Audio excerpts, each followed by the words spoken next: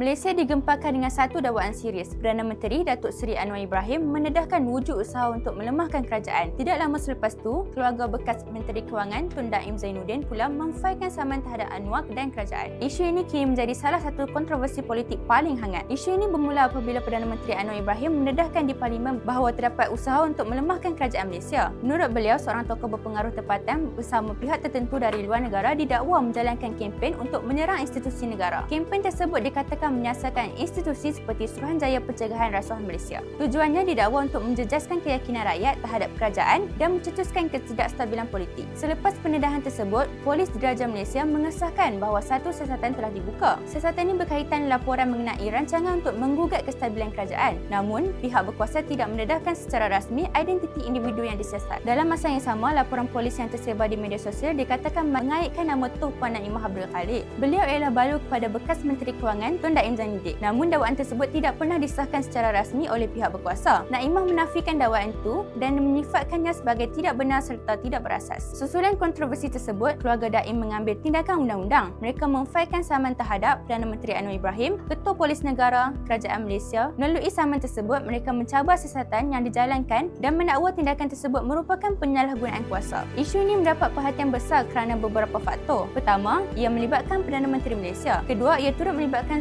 keluarga seorang tokoh politik dan ekonomi yang berpengaruh dalam sejarah negara. Ketiga, dakwaan yang dibuat berkaitan dengan usaha untuk menggugat kestabilan kerajaan. Perkembangan kes ini berpotensi memberi kesan kepada lanskap politik negara. Buat masa ni, kes tersebut masih berada dalam proses undang-undang. Mahkamah akan menentukan sama ada tindakan kerajaan wajar atau sebaliknya. Namun, satu perkara jelas, kontroversi ini sekali lagi membuka bab baharu dalam persaingan politik Malaysia.